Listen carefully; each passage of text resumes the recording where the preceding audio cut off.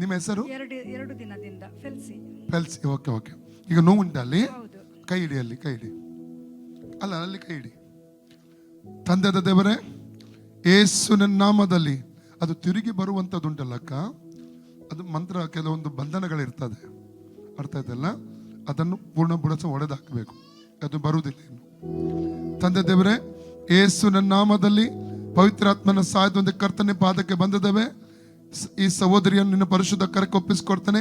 ಅವರ ಕತ್ತಿನ ಮೇಲೆ ಇರುವಂತ ಆ ನೋವುಗಳು ಈಗಲೇ ಬಿಟ್ಟು ಹೋಗಲಿ. Out in the name of Jesus.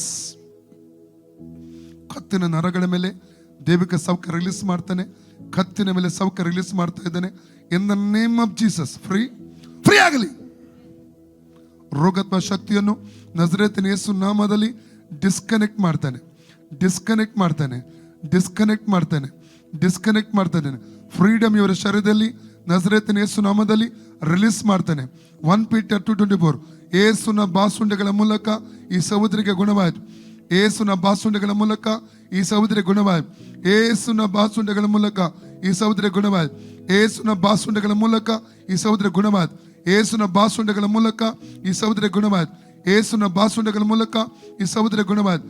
ಯೇಸುನ ಬಾಸುಂಡೆಗಳ ಮೂಲಕ ಈ ಸಹೋದರಿ ಗುಣವಾಯಿತು. Free in the name of Jesus. ತಿರುಗಿ ಬರಕೂಡದು ನೋಡಿ. ಈಗ ಹೋಯ್ತು. ಈಗ ಬರುವಾಗಿತ್ತ ಮೇಲೆ ಈಗ ಇಲ್ಲ. ಯಾರು ಕೊಂಡು ಹೋದ್ರು? ಯೇಸುವಿಗೆ ವಂದನೆ ಹೇಳಿ. ಅರ್ಗಂತುಕ ಜೇಸು, ಒಲ್ಗಂತುಕ ಜೇಸು, ಮಹಿಮಾ ದುಃಖ ಜೇಸು. Okay okay okay.